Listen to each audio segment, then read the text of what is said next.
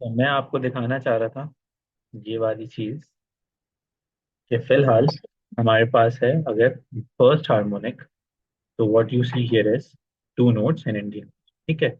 अब आते हैं, अगर इस वक्त आप नोट करो तो इस वक्त क्या सीन है इस वक्त। Basically this is closed end, right. This is also closed end. तो क्लोज्ड एंड के केस में जो स्मॉलेस्ट हमारे पास कंसिडरेशन है, that's a single loop. One loop vibration है जो आप इस वक्त देख रहे हो। ठीक है, इसमें ये नोड्स हैं और ये क्या है, एंटी नोड। ठीक है, दिस और दिस। मैं अभी और लिख रहा हूँ ताकि आप दो दो नहीं बोलेंगे, दो दो एंटी नोड्स हैं जो कल हो रहा था वो ना हो। ठीक है। अच्छा, अब आते हैं थोड़ा सा और आगे। इस ही में यानी कि if we are talking about first harmonic, इसमें सेकंड हार्मोनिक कैसे हो सकता है, ऐसे हो सकता है। ठीक है, सेकंड हार्मोनिक भी इस वक्त आपको नजर आ रहा है कि वी आर हैविंग क्या scene, we are having both nodes at the end. तो ये जो हमने इसको बनाया हुआ है, this goes like this, first, second. तो अंडरस्टैंडेबल है कि ये क्लोज्ड एयर कॉलम है, दोनों एंड्स इसके क्लोज है। ठीक है। तो ये बेसिकली अब सेकंड हार्मोनिक फ्रीक्वेंसी है।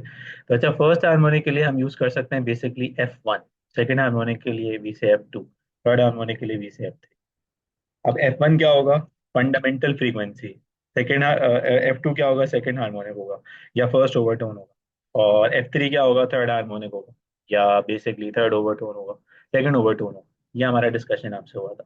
अच्छा, अब आते हैं कि इसी में अगर हम थर्ड हार्मोनिक बनाए तो क्या होगा। तो बेसिकली अगर अंडरस्टैंडिंग है कि अगर क्लोज्ड एयर कॉलम है तो फर्स्ट में वन लूप था, सेकंड में टू लूप्स होंगे, तो थर्ड में थ्री लूप वाइब्रेशन होगी, राइट। तो इसमें अब अगर आप देखना चाहो तो व्हाट हैपेंस इज कि हमारे पास जो क्लोज एंड है उसमें वन टू इस तरह से थ्री लूप्स बन जाए। Let me draw it a bit more clear. So this would B three loop vibration, first loop, second loop, third loop, और ये नोड्स और एंटी नोड्स आपके पास। ठीक है।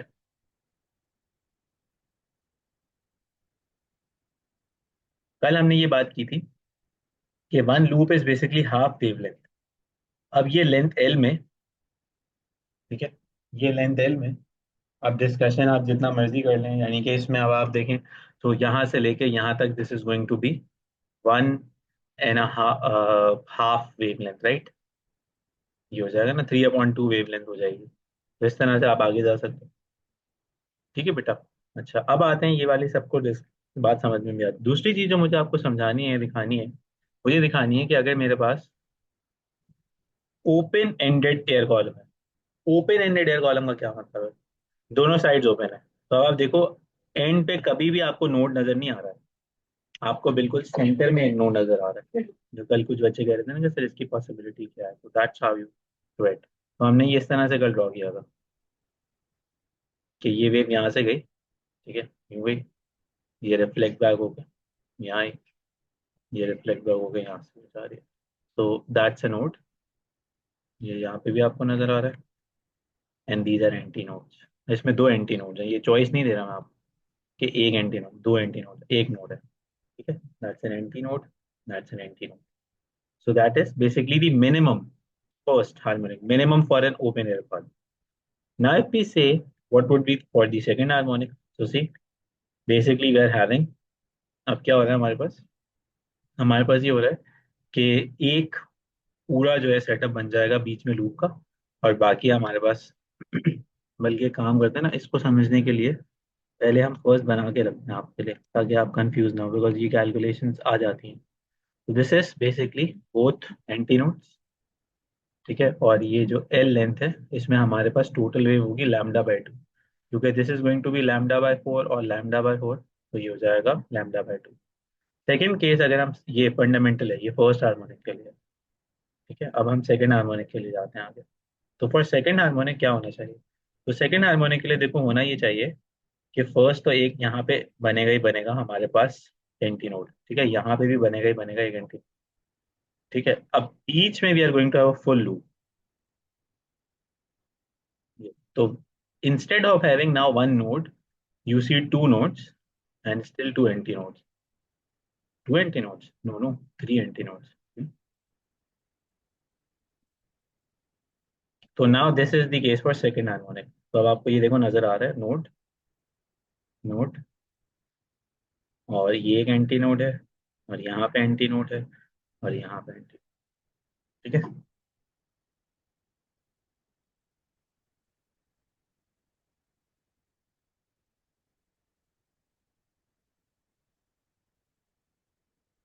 तो थर्ड हार्मोनिक के लिए अब इसमें कितनी वेव्स आ गई, दैट इज इम्पोर्टेंट।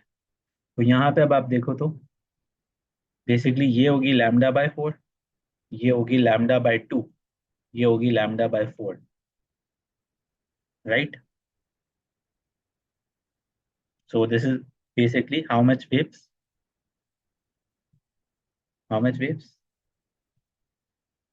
कंप्लीट एक वेव हो जाएगी ना,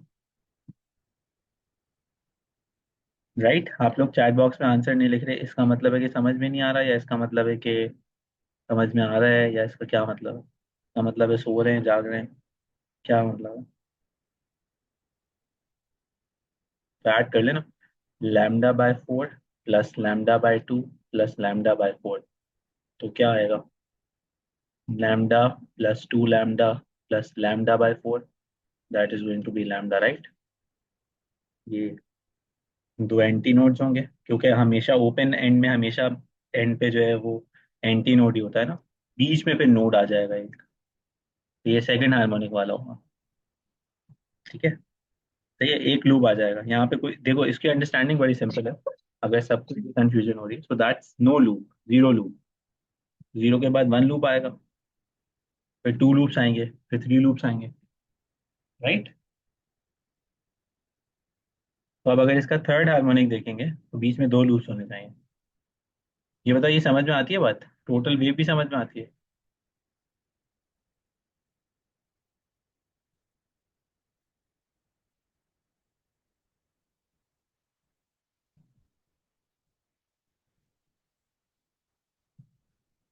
सी, आपके पास यहाँ पे जिस वक्त बन रहा है, that's a node, that's a node, यहाँ पे एंटी नोड है, यहाँ पे एंटी नोड है, यहाँ पे एंटी नोड है, राइट।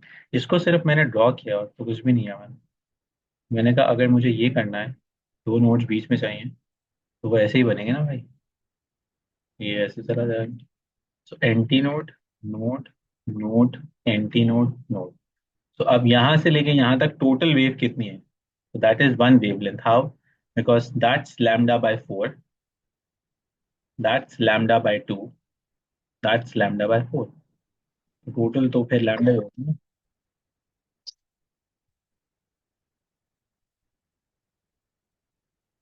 You get this?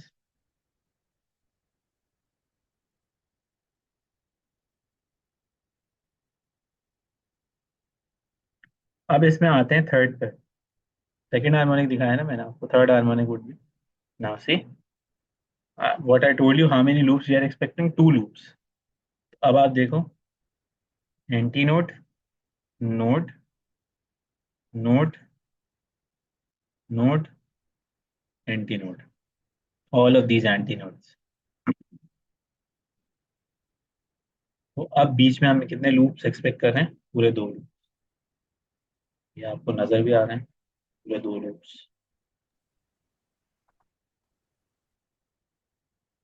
ठीक है।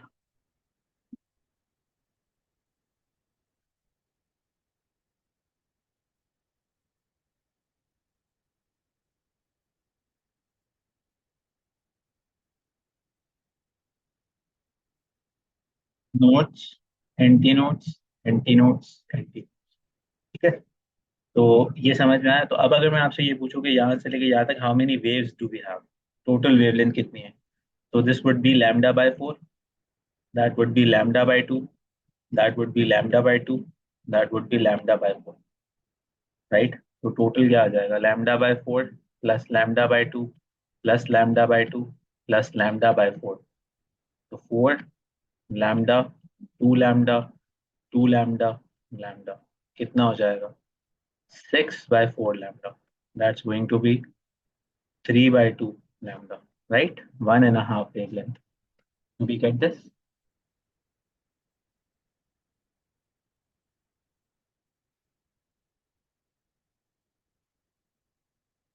तो यही वजह है कि जो हमारे पास अब, मैं आपको कैलकुलेशन दिखा दूंगा अभी, तो जो हमारे पास, अभी हम किस पे थे, ओपन पे थे, क्लोज पे थे, तो आंसर इज अभी हम ओपन पे थे। तो ओपन में हमारे पास जो फंडामेंटल फ्रीक्वेंसी होती है ना, और बाकी जो फ्रीक्वेंसीज होती हैं F2, तो वो नेक्स्ट बेसिकली जो फ्रीक्वेंसी होती है दैट इज 3 टाइम्स F1। और फिर जो थर्ड फ्रीक्वेंसी होती है दैट्स 5 टाइम्स F1। जबकि अगर हमारे पास क्लोज एंड हो जिसमें नोड्स ही नोड्स होते हैं, तो that is F1, and the subsequent frequencies are like 2F1, 3F1। तो ये आपको याद करना है। ये वैसे अभी मैं कैलकुलेट करवा भी दूंगा, ये आपको पता होना चाहिए। इसके बहुत सारे क्वेश्चन आ रहे होते हैं, बट ना बच्चे कर रहे होते हैं ना टीचर्स करवा रहे होते हैं। तो प्लीज मेक श्योर कि ये आपको याद भी रहे, आपको ये पता भी हो, आपको ये समझ में भी क्लियरली आ रहा हो। अगर आपका कोई भी क्वेश्चन है तो आप पूछ सकते हो। ना व्हाट इज F0 या व्हाट इज F1। F1 दोनों केसेस में बेसिक है, फर्स्ट फंडामेंटल फ्रीक्वेंसी है। फर्स्ट फंडामेंटल फ्रीक्वेंसी का क्या मतलब है? फर्स्ट फंडामेंटल फ्रीक्वेंसी का मतलब ये है कि इसके अलावा कोई और बेसिक फ्रीक्वेंसी है ही नहीं। ठीक है, किसी भी केस की है वो, चाहे मे बी ओपन एंड है, चाहे मे बी क्लोज एंड है, किस कुछ भी है। लेकिन अब हमें ये समझना है कि जो हमारे पास डिफरेंट इक्विपमेंट्स हैं, डिफरेंट डिवाइसेस अवेलेबल हैं, उसमें हमारे पास जो रिलेशनशिप होता है फर्स्ट नोड का और बाकी नोड्स का, वो सेम नहीं होता। यानी कि यहाँ पे ओपन एंडेड में we go like odd numbers, 1 3 5 7, फिर हमारे पास हो जाएगा 9 11। प्राइम नंबर्स नहीं कहा मैंने, ऑड नंबर्स का है। यहाँ पे आते हैं तो 1 2 3 4 5 6। तो अगर मैं nth फ्रीक्वेंसी यहाँ पे आपसे पूछूंगा कि बिल्कुल लास्ट बताओ, तो दैट वुड बी NF1। ठीक है, बात समझ में आ गई?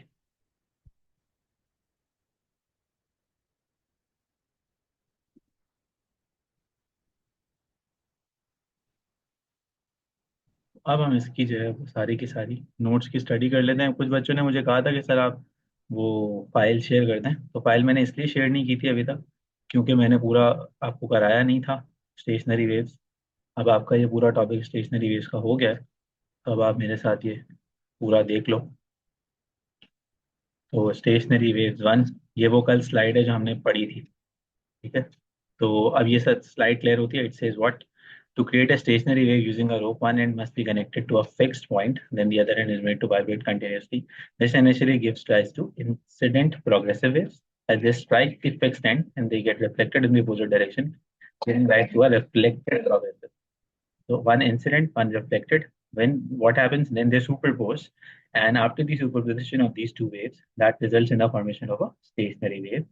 The incident and the reflected waves have the same frequency, same wavelength, same amplitude, and they are traveling in exactly opposite directions. The wave produced is known as a stationary or a standing wave because the waveform does not apparently move or does not move in the direction of either the incident wave or the reflected wave. Okay, in a stationary wave, there are certain points which are known as nodal points or nodes, which exhibit the zero displacement. Midway between two nodes are the antinodal points or antinodes, which exhibit maximum displacement. ये पूरा हमारा discussion आपसे हो गया, word to word हमने आपको समझा दिया, एंड द एक्सपेक्टेशन इज आपको क्लियरली समझ में आ गया हो। अब आते हैं सेकंड पे। तो सेकंड पे हमारे पास क्या है, हमसे वो कह दे कि भाई स्टेशनरी वेव का एक apparatus बना के दिखा दो, एक डिजाइन बना के दिखा दो। So that's how we can proceed up with that. एक सिग्नल जनरेटर CRO टाइप का, वाइब्रेटर टाइप का, रिपल टैंक टाइप का स्ट्रक्चर बना दें, उसके साथ एक इस तरह का जो है वो डिजाइन दिखा के ये दिखा दें कि स्ट्रिंग इज अटैच, और एक स्ट्रिंग के साथ आप यहाँ पे कोई लोड अटैच कर दें। फिर आप दिखा दें फंडामेंटल फ्रीक्वेंसी जिसमें फर्स्ट लूप है, सिंस ये दोनों एंड से क्लोज है तो क्लोज एंड आप दिखा सकते हो। फिर आप क्या कहते हैं, सेकंड नोट दिखा दिया आपने, फर्स्ट ओवरटोन दिखा दिया, या आपने सेकंड फ्रीक्वेंसी दिखा दी, इसको आप सेकंड हार्मोनिक भी कह सकते हो। ठीक है, तो ये आपसे वो ड्राइंग के लिए कह सकता है, तो ये मैंने इसलिए बनाया हो। ठीक है, ये समझ में आती है बात? नेक्स्ट फिर आपको नजर आ जाएगा कि आपके पास 3 नोड्स हो, फिर आपको नजर आ जाएगा 4 नोड्स। तो ये इस तरह से आप स्केच कर सकते हो। Please type it in the chat box अगर आपको समझ में आता है ये, और आप ड्रॉ कर सकते हो बड़े आराम से।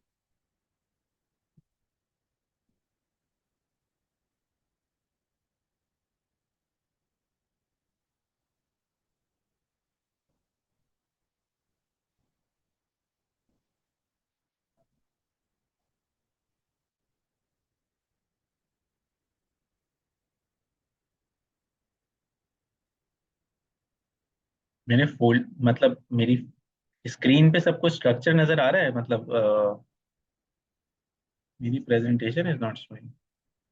Sure, okay okay okay okay. Can you see it now? सही है। Really sorry. तो मैं ये कह रहा था कि ये आप ड्रॉ कर सकते हो, ये मैंने फर्स्ट के लिए ये बनाया हुआ है। फर्स्ट के लिए स्ट्रक्चर ये ड्राइंग करने के लिए आ सकता है। ठीक है। ये मैं कह रहा था कि एक सिग्नल जनरेटर सीआरओ टाइप का डिवाइस है, उसके साथ एक सपोर्ट दिखा दें, एक स्ट्रिंग दिखा दें, एक लोड दिखा दें। फंडामेंटल फ्रीक्वेंसी में वन लूप है, फर्स्ट ओवरटोन में दो लूप्स हैं। ठीक है। फिर उसके अलावा हमारे पास क्या कहते हैं, अगर आप स्क्रॉल डाउन करते हैं तो थ्री लूप वाइब्रेशन भी दिखाई दी है, फोर लूप वाइब्रेशन भी दिखाई दी, that second overtone and third overtone. ठीक है। अब ये समझ में आता है कि मैं किसकी बात कर रहा था? क्लियर है?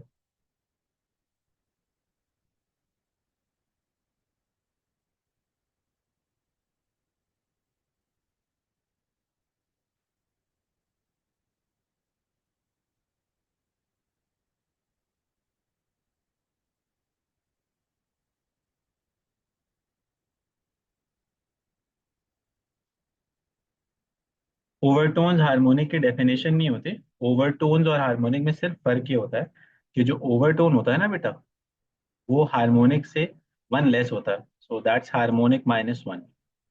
दोनों टर्म्स यूज हो रही होती हैं। जैसे अगर मैं आपसे कहता हूँ फॉर एग्जांपल थर्ड ओवरटोन है, तो ये होगा basically fourth harmonic minus one. तो आप फोर्थ हार्मोनिक कहो या आप थर्ड ओवरटोन कहो, एक ही बात है।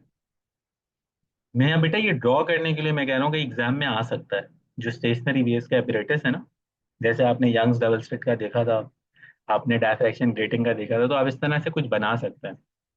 जाहिर है आप वेव्स तो नहीं बना सकेंगे वो वाली जो मैं बना के दिखा रहा था, तो मैंने कहा इस तरह का एक स्केच बना। सही। अब आते हैं नेक्स्ट पे। तो अब मैं आपको वो जो फ्रीक्वेंसीज का रिलेशन समझाना चाह रहा था ना, वो जो मैंने कहा था कि याद कर लो, वो हम यहाँ पे मैथमेटिकली प्रूव कर रहे हैं। कैसे प्रूव कर रहे हैं? अब आप जरा ध्यान से देखें, पूरे ध्यान से आपने यहाँ देखना है, और बिल्कुल भी जो है ना वो आपका ध्यान इधर उधर होना नहीं चाहिए। अब हमने कहा से हमारे पास बेसिकली क्लोज्ड एयर कॉलम का सीन है। ठीक है, क्लोज्ड एयर कॉलम का सीन था जिसमें F1 था, और F2 क्या था? 2F1। F3 क्या था? 3F1। सही है? सही है, समझ आ गई बात?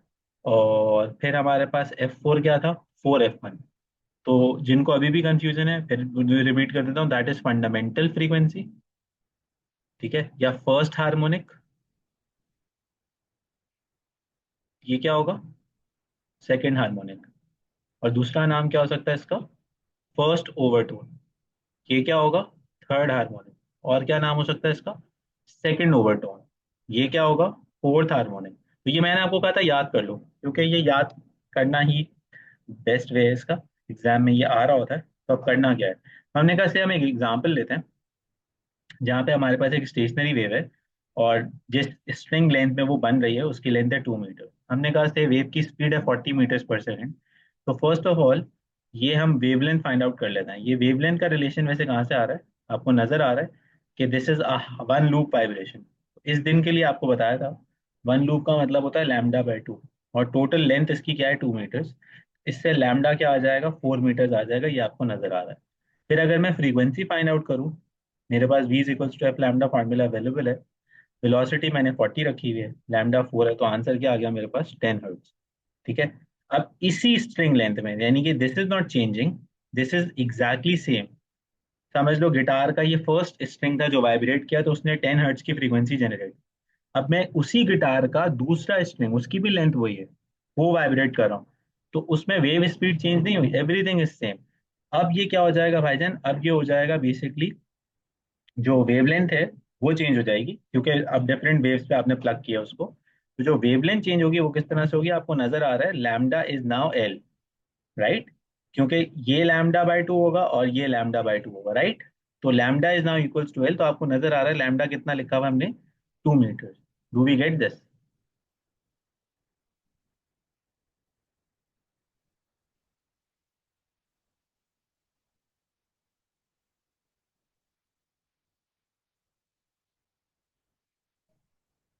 Thank you.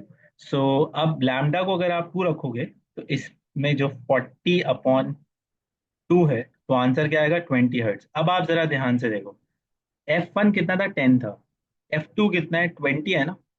तो F2 इज बेसिकली 2F1। तो मैं अपने जमाने तालिबे इल्मी में ये बाकायदा फॉर्मूला याद करके डिराइव करके रखता था। तो वो मेरे लिए बड़ा आसान था, तो मुझे ये कैलकुलेशन करनी नहीं पड़ती। अगर मुझे फंडामेंटल फ्रीक्वेंसी पता होगी तो मैं सारी फ्रीक्वेंसीज 1 मिनट में निकाल लूँ। Do we get this? तो देन आप देखो यहाँ पे क्या हो रहा है। अब मैं जरा इसको एरेज करूँ ताकि थोड़ा सा जगह बने। यहाँ पे क्या हो रहा है, so this length is still 2 meters. अब कितनी वेव्स हैं यहाँ पे, λ/2, λ/2, λ/2। तो 2 मीटर्स में टोटल वेवलेंथ है 3 टाइम्स λ/2, राइट। तो लैम्डा कितना आ जाएगा, दैट वुड बी, नहीं मिलता नहीं है भाई ये फॉर्मूला। अगर मिलता होता तो मैं इतना क्यों समझा रहा होता।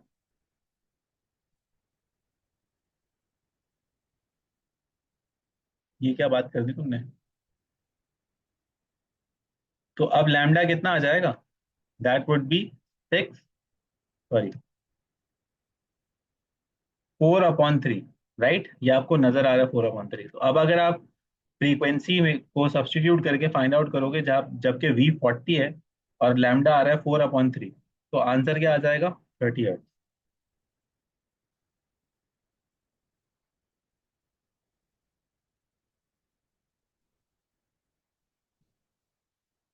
जी जी, सीआई में चलता भी है और सीआई में मार्क्स भी मिलते हैं भाई, ये मतलब ये मजाक नहीं हो रहा है। ये F4 के लिए आ गया, तो F3 आपने निकाल लिया, F4 आप निकालो। तो अब आप ये कैलकुलेशन करने ही नहीं बैठ जाना एग्जाम में। मैं आपको सिर्फ इतनी देर से ये प्रूफ कर रहा हूँ, सिर्फ मैं ये प्रूफ कर रहा हूँ, सिर्फ मैं ये प्रूफ कर रहा हूँ। बात समझ में आई?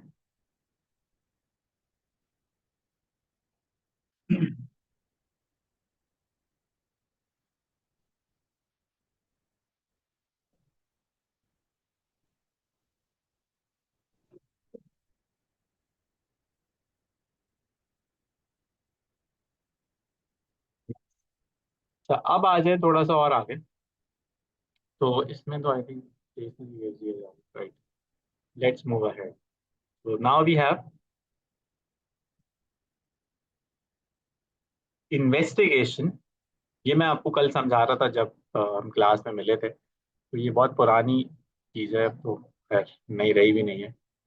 मुझसे वो एग्जाम में क्वेश्चन पूछ सकता है कि भाई explain how to calculate the wavelength and frequency of a microwave using the concept of stationary wave.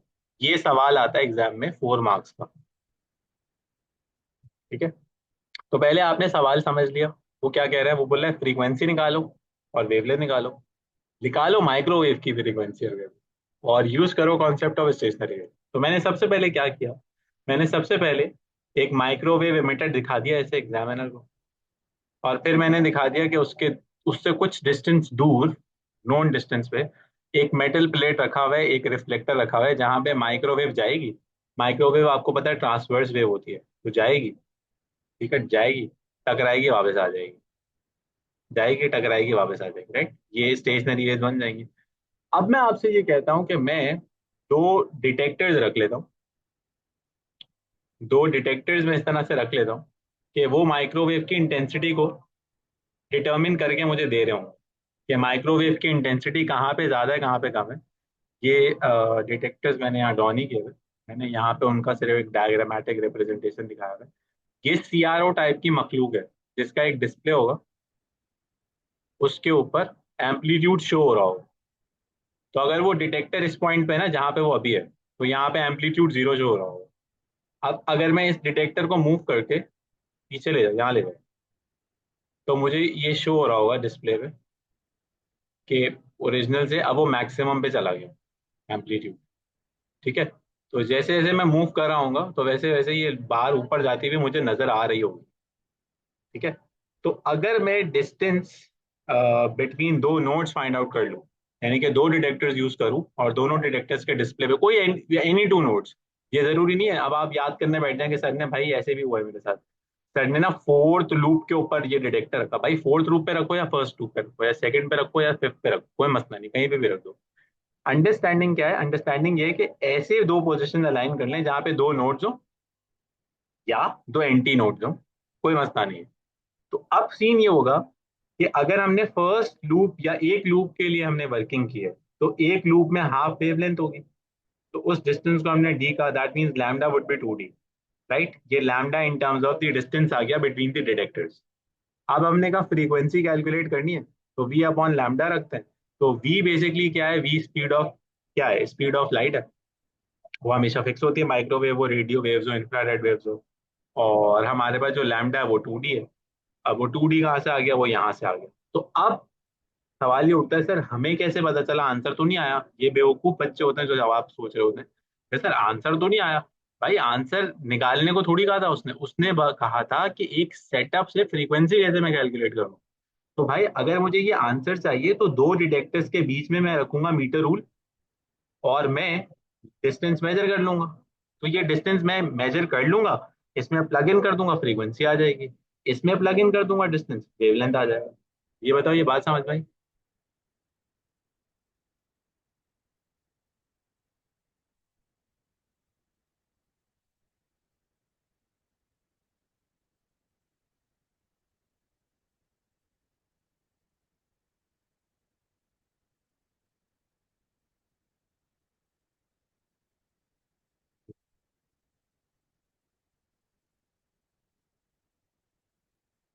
Detector was showing the amplitude. So amplitude was minimum at the nodes, और amplitude can be maximum between two anti nodes. तो move करके मैं node से anti node पे लेके गया था, that was the bar was having an increase, amplitude zero से मैक्सिमम होना था। ठीक है।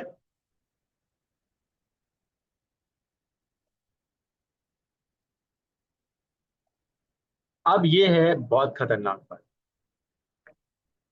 तो अच्छा है आप लोग क्लास में हैं, अच्छा है जो लोग क्लास में नहीं, मजा आएगा। अब क्वेश्चन आता है कि भाई एक स्टेशनरी वेव पे दो पॉइंट्स हैं, इनका जो है ना, आप मुझे फेज डिफरेंस या पाथ डिफरेंस बता दो। ठीक है, ये बता दो, कैसे फिगर आउट करेंगे। तो अब समझना है, सेम पीक पे अगर कोई हमारे पास पार्टिकल्स हैं, ये वाले, तो हमने कहा से ए बी सी, तो इनमें कोई फेज डिफरेंस नहीं, क्यों? क्योंकि इनका जो मोशन है वो डाउनवर्ड है, राइट। इसी तरह से अगर मैं यहाँ पे बना लूँ, तो क्या इनमें फेज डिफरेंस होगा? आंसर इज बिल्कुल होगा। कितना होगा? भाई 180 डिग्रीज का होगा, क्योंकि इसका एग्जैक्ट रिफ्लेक्शन, इसका एग्जैक्ट अपोजिट ये है। तो इसको कर लेते हैं ए prime, B prime, C prime. बात समझ में आई? ये 2 मार्क का क्वेश्चन होता है, और इसका आंसर एक, मतलब विदाउट फॉर्मूला सिर्फ वैल्यू देनी होती है, और बच्चों से नहीं हो रहा होता, क्योंकि वो आज क्लास में एब्सेंट होता है ना, जब पढ़ा रहे होते हैं तो एब्सेंट होता है, या जूम मीटिंग लगा के मैच देख रहे होते हैं। Do we get this? Is this understood? अच्छा, अब मैं आपसे ये कहूँ कि हम थोड़ा सा और आगे जाएं अगर, या जगह को चेंज करें, तो क्या फेस डिफरेंस चेंज होगा? हाँ बिल्कुल चेंज होगा। Let's try. तो आप जरा मुझे ये बताओ कि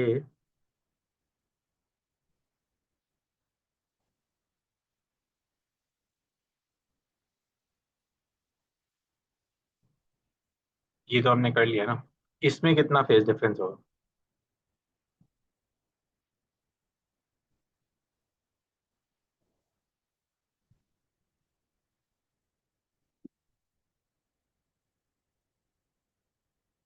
जबरदस्त, दैट्स अ ग्रेट आंसर,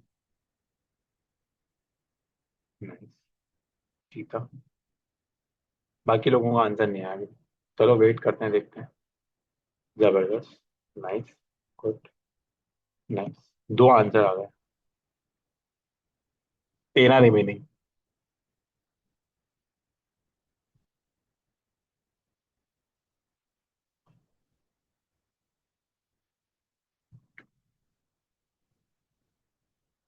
इन दोनों में कितना फेस डिफरेंस होना चाहिए? थर्ड भी आ गया, जबरदस्त, नाइस। बस, बाकी नो आंसर्स। बेटा मरियम काजी, अहमद अलीम, मोहम्मद साद, अफान, मोहम्मद हसन, सूफिया, सकीना, जेब।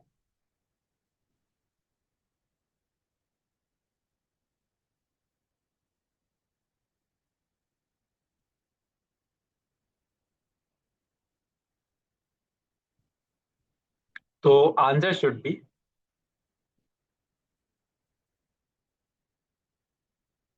भाई ये कहाँ है, ये नीचे जा रहा है, ये कहाँ जा रहा है, तो इसमें फेज डिफरेंस क्या हो।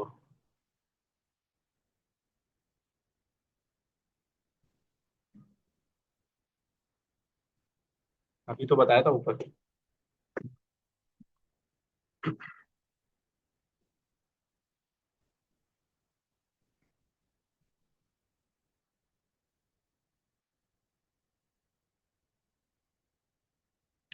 तो अब ये लिखा हुआ है पाए या 180 डिग्रीज, ये पाए बाय 180 डिग्रीज नहीं लिखा हुआ है भाई। सही है। रेडियन से बात करेंगे तो पाए का होगा फर्क, और अगर डिग्री से बात करेंगे तो 180 डिग्री का होगा।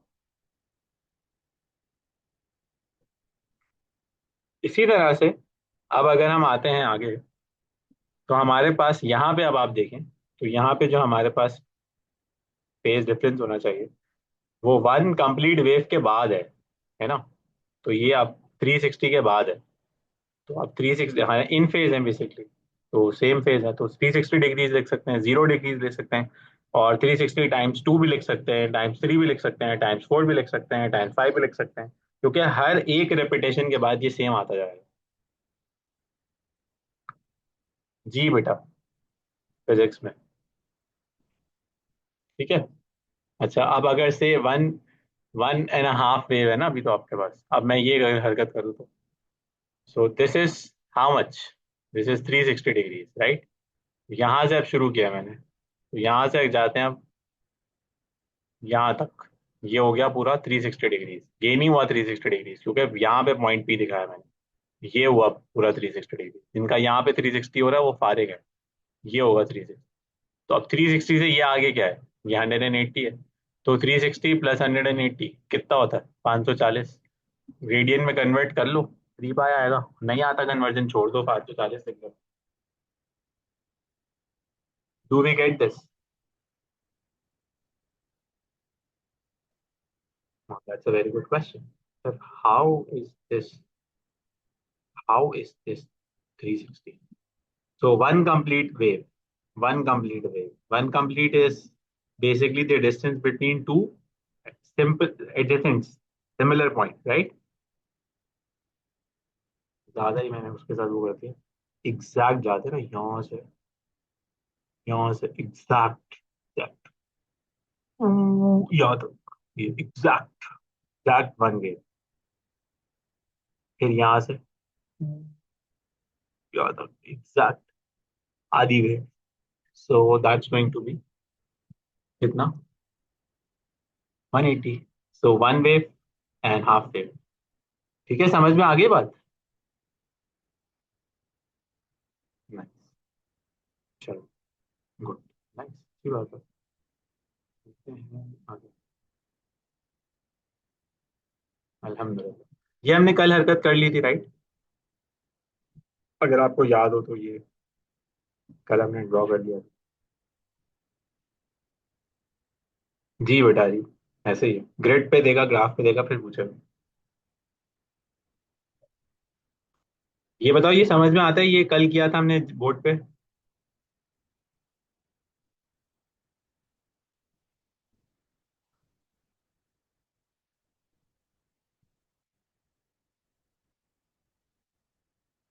ये डिफरेंस है, रट्टा मारना है इसका भाईजान, ये सवाल 2022 से चल रहा है, रट्टा मार लो इसके, कि प्रोग्रेसिव वेव में और स्टेशनरी वेव में क्या डिफरेंस होता है, रट्टे मार लो। देन आते हैं आगे, ये है, हाँ ये क्या चीज़ है, ये है एम्पलीट्यूड का कंपैरिजन। ये बड़े बड़ी चीज, how to compare amplitude in stationary. तो दो पार्टिकल्स हैं, वो शो कर रहा है पी और क्यू, जो उसने शो किया, अब वो आपसे पूछता है इनका एम्पलीट्यूड बताओ क्या है। तो भाईजान इनका एम्पलीट्यूड आप इस तरह से मेजर नहीं करते, ये मेजरमेंट नहीं करते आप।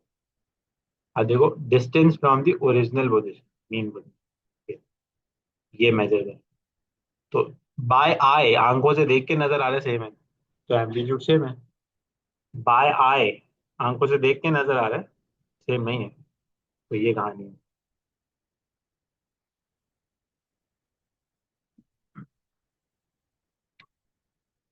Do you get this?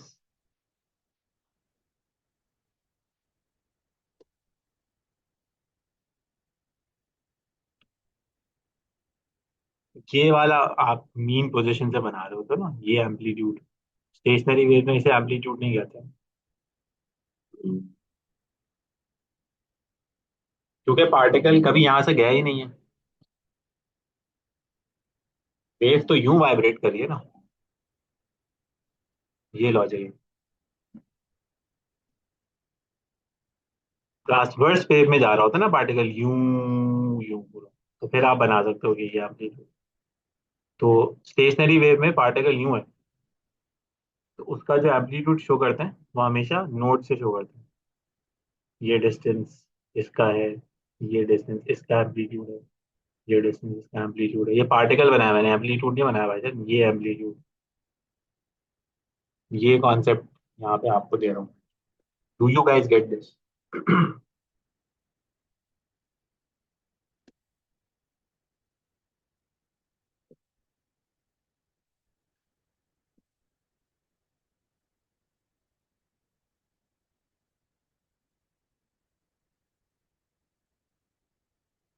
Nice. Nice. अच्छा जी, और क्या सीन है? और इसमें कुछ भी नहीं है। कहाँ तक आ गए हम? 8 तक आ गए।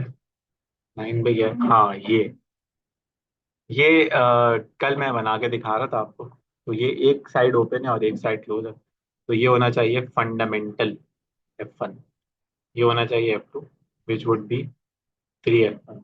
ये होना चाहिए F3, which would be 5 F1। ये होना चाहिए F4, which would be 7 F। ठीक है। तो ये आप ड्रॉ करने के लिए अगर आपसे वो कह दे कि भाईजान आप साउंड सोर्स से मुझे स्टेशनरी वेव्स का बिहेवियर शो करके दिखाओ, तो that's how you do it for a open air column. पहले जो आपने स्लाइड 2 पे किया था वो क्लोज एयर कॉलम के लिए।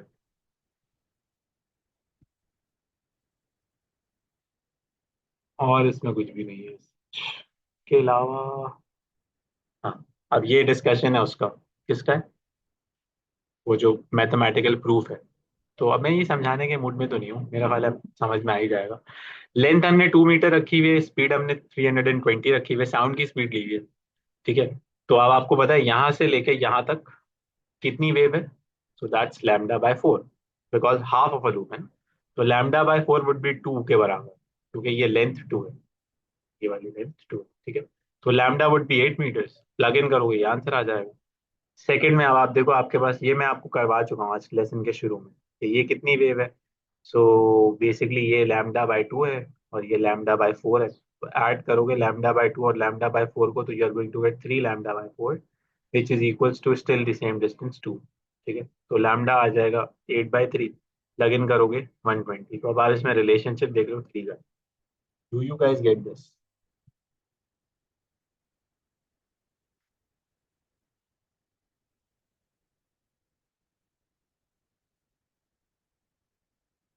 I am still waiting for the responses.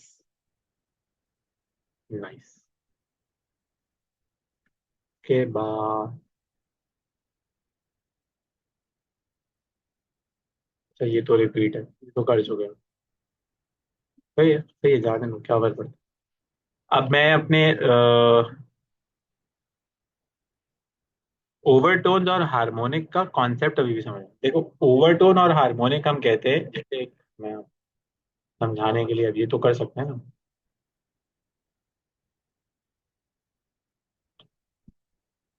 ये है गिटार, 1 स्ट्रिंग, 2 स्ट्रिंग। 3 स्ट्रिंग की जगह नहीं है सस्ते वाला गिटार, चलो यहाँ बनाने 3 स्ट्रिंग। तो अगर गिटारिस्ट सिर्फ एक स्ट्रिंग को प्लग करेगा ना, so that would be the first harmonic. एक को प्लग करता है साथ में दूसरे को भी प्लग करता है, सेकेंड हार्मोनिक।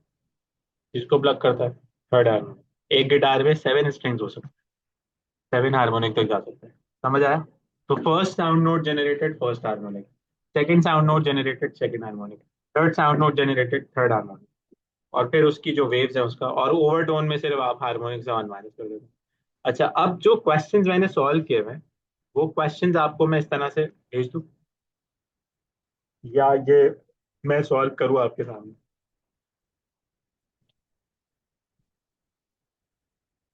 क्या कहते हैं? सॉल्व कर, ठीक है। तो फिर वो हम इंशाल्लाह ताला थर्सडे वाले लेसन में कर लेंगे, ठीक है? अभी हम ब्रेक लगाते हैं। मैं ये फाइल्स आपके साथ शेयर कर देता हूँ ग्रुप, तो बाकी यहाँ तक ही रखते हैं। ठीक है, चल, ओके।